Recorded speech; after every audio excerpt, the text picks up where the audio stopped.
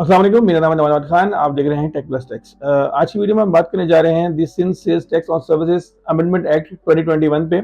और इसमें कुछ अमेंडमेंट्स हुई हैं रिसेंटली और जिसको अब प्रोविंशियल असेंबली में अप्रूव कर दिया गया है। तो कुछ चीज़ों में अमेंड हुआ है, कुछ चीज़ें इसमें ऐड ऑन हुई हैं, कुछ चीज़ें इसमें से जो है डिलीट हुई हैं। तो हम इसको पॉइंट वाइज इसको डिस्कस कर लेते हैं और ताकि आपको क्लियर हो जाए आपका अंडरस्टैंडिंग। और जो आने वाली चीज़ें हैं, जो नई अपडेट्स इसमें हुई हैं, कुछ चीज़ों पर टैक्स एप्लीकेबल हुआ है, कहीं कुछ लॉ चेंज हुए हैं, तो वो हम अच्छे से डिस्कस कर लेते हैं आज। तो बात करें इस एक्ट की, जो चेंजिंग आई है नोटिफिकेशन के थ्रू, वो मैं आपको बता रहा हूँ यहाँ पर। तो यहाँ पर हम पहली चीज़ देखें, अमेंडमेंट एक हुई है और वहाँ पे बात हो रही है एक्टिव टैक्स पेयर की। नॉर्मली सी टैक्स में जब बात करें जीएसटी में, वहाँ पर अगर आप 6 मंथ्स की अपनी रिटर्न्स को रजिस्टर्ड फाइल नहीं करते, तो वहाँ पर आप जो है इनएक्टिव होते हैं और आपका एक्टिव स्टेटस जो है छिन जाता है। और यहाँ पर एसआरबी ने थोड़ा सा इसको और एक कह लें एक स्टेप आगे बढ़ गए। यहाँ पर उन्होंने कहा है कि अगर आप 4 कंसेक्टिव मंथ्स की फाइलिंग को मिस करते हैं, तो आप जो है उसके बाद एक्टिव टैक्स पेयर के जो है अपना इनका जो पोर्टल है उसमें एक्टिव शो करेंगे। हमारे इनकम टैक्स ऑर्डिनेंस में आईटी और आईटी इनेबल सर्विसेज को की जो सर्विस है, उसमें ये एक ऑप्शन रखा गया था कि अगर आपको टैक्स क्रेडिट या टैक्स एग्जम्पशन लेनी है उस सर्विस कैटेगरी में, अगर आप अपनी सर्विसेज को एक्सपोर्ट करते हैं, तो वहाँ पर आपने उसमें ये हमें उन्होंने ये हमें पाबंद किया था कि आप अपने जो भी आपका अपना जो भी आपका जो कंसर्न जो आपका प्रोविंस है, उसकी प्रोविंशियल अथॉरिटी से आपने जो रजिस्टर कराना होगा अपने आप को। तो जो लोग एसआरबी में, जो लोग सिंध में रहते हैं, वो एसआरबी में रजिस्टर कराएंगे अपने आप को। तो यहाँ पर इन्होंने अपने इस नोटिफिकेशन में उस सर्विस को भी ऐड कर दिया है। तो अब यहाँ पे वो जो एक कह लें एक क्लियरिफिकेशन, एक क्लैरिटी नहीं थी लॉ में, तो वो भी आ गई है। और अब ये लोग भी जो आईटी सर्विस अपना ये आईटी इनेबल सर्विसेज दे रहे हैं, पाकिस्तान में, पाकिस्तान से बाहर एक्सपोर्ट कर रहे हैं, उनको भी अब यहाँ पर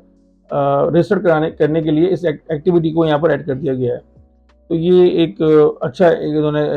जो है स्टेप लिया, क्योंकि यहाँ एक बहुत ज़्यादा जो ना इशू चल रहा था और लोग क्लियर नहीं थे। तो ये अच्छा एक हो गया। अच्छा, यहाँ पर थोड़ी चेंजिंग इन्होंने ये भी की है कि ट्रांसपोर्टेशन सर्विसेज में इन्होंने एक ट्रक एग्रीगेटर का जो डेफिनेशन है उसको उन्होंने यहाँ पर बताया है कि means a person who is an aggregator और ऑपरेटर और इंटरमीडियरी और online market place and converses or solicits or facilities or connects to the owners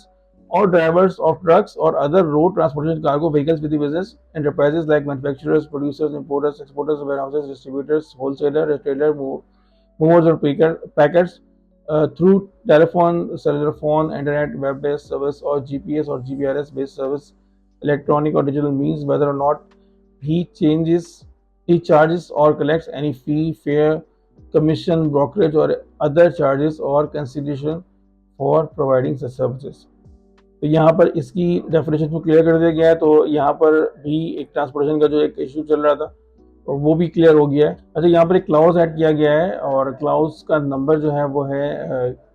point number 9 में, ये एक क्लाउज है। और इसमें इन्होंने ये चीज़ कंफर्म की है कि अगर आप कोई स्टेट टैक्स पे कर रहे हैं, चाहे वो फेडरल में हो, चाहे वो किसी और प्रोविंस में हो, अगर वहाँ की अथॉरिटी उसकी एडजस्टमेंट अलाउ नहीं करती, तो वो एसआरबी में भी जो टैक्स है वो आपको पे करना होगा, वो यहाँ पर एडजस्टमेंट आपको उसको नहीं मिले। इसके साथ ही इन्होंने एक्टिव टैक्स पेयर लिस्ट का एक सेक्शन दिया है 25B,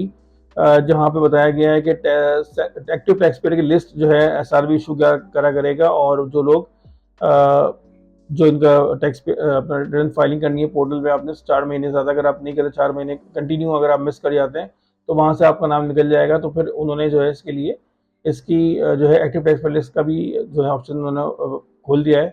तो जो लोग फाइलिंग नहीं करते, जो लोग मिस करते हैं फाइलिंग या लेट करते हैं, उनके लिए अब ये बुरी खबर है और उन्हें थोड़ा सा अपनी फाइलिंग का जो मैटर है उसको सीरियस लेना पड़ेगा। अच्छा, उसके अलावा कुछ छोटे छोटे अमेंडमेंट्स हैं जो मैं यहाँ पर ऐड नहीं कर रहा। एक चीज़ जो एडिशनल यहाँ पर मैं चाह रहा था ऐड करूँ, हाँ, यहाँ पर एक चीज़ जो इन्होंने एक क्लाउज दिया है, इंसर्ट किया है 54B, और ये काफ़ी हार्श है, क्योंकि यहाँ पर इन्होंने power to seal business premises का जो है कह लें कि इख्तियार दे दिया गया है। और कमिश्नर को दिया गया कि अगर वो सेटिस्फाई नहीं है कि ये जो रजिस्टर्ड पर्सन है वो अपनी फाइलिंग प्रॉपर नहीं कर रहा, या फाइलिंग लेट कर रहा है या फाइलिंग नहीं कर रहा, मिस कर रहा है या टैक्स पे नहीं कर रहा है, और वो उनको ये नज़र आ रहा है कि वो बिज़नेस तो कर रहा है मगर सेल टैक्स पे नहीं कर रहा, तो वो जो है अब बिजनेस प्रीमिसेस को सील भी कर सकते हैं, उनको ये पावर दे दी गई है। पहले एफबीआर के पास ये चीज़ें थी, लेकिन ये अब एसआरबी भी जो है इन चीज़ों पे अब बहुत ज़्यादा स्ट्रिक्ट हो रहा है। तो एक नया यहाँ पर अमेंड हुआ है सेक्शन, जिसमें technical member of appellate tribunal की जो एज की उन्होंने अपना लिमिट थी वो अबव 50 और बिलो 65 जो है एज फैक्टर उन्होंने कर दिया है, जो एपलेट ट्रिब्यूनल के टेक्निकल मेंबर हैं उनकी। इसके अलावा कुछ छोटे छोटे चेंजेस हैं जो इतनी ज़्यादा मेरे ख्याल में बताने की जरूरत नहीं है, क्योंकि वहाँ पे कुछ चीज़ें हैं जो एक एक वर्ड की चेंजिंग हुई है, तो वो फिर अगर कोई पर्टिकुलर आपकी कोई क्यूरी होगी तो मैं उसके हिसाब से बता दूंगा। अच्छा, यहाँ पर एक और जो अमेंडमेंट हुई है वो हुई है recovery of tax on renting of immovable services, immovable property services, the word और for disallowing the claim, reclaim, adjustment or deduction of input tax or on the services acquired or procured from a person who is liable to be registered under the act but is not actually registered or who does not hold registration number shall be inserted at। अच्छा, इसके अलावा इन्होंने जो guarantees जैसे insurance guarantees होती हैं या दूसरी जो गारंटीज होती हैं उसको भी इन्होंने अपनी टैरिफ राइडिंग में ऐड कर लिया है, और रेट उसका 13% ही है। और उसके अलावा ट्रक एग्रीगेटर की जो मैंने डेफिनेशन बताई थी वहाँ पे भी रेट जो है वो 13% डिफॉल्ट रेट ही है। बाकी कोई ऐसी खास ट्रेनिंग इसमें और मज़ीद है नहीं, तो इंशाल्लाह इसमें अगर मज़ीद कोई इसमें अपडेट आती है, इसमें मज़ीद कोई चेंजिंग होती है, या अगर कोई फाइलिंग से रिलेटेड कोई इशू इसमें आता है हम देखते हैं, तो मैं इंशाल्लाह उस पर एक वीडियो बना दूंगा जिसमें मैं आपको फाइलिंग में आने वाले जो इशूज़ हैं और फिर उनको किस तरह हमने एसआरबी के थ्रू रेक्टिफाई करवाया हो, या एसआरबी ने कोई अगर नोटिफिकेशन दिया हो मज़ीद, तो वो मैं इंशाल्लाह शेयर कर दूँगा। और इस वीडियो में मुझे इजाज़त दीजिएगा, अपना ख्याल रखिएगा, चैनल को सब्सक्राइब करें, लाइक करें, वीडियोज़ को शेयर करें। अल्लाह हाफ़िज़।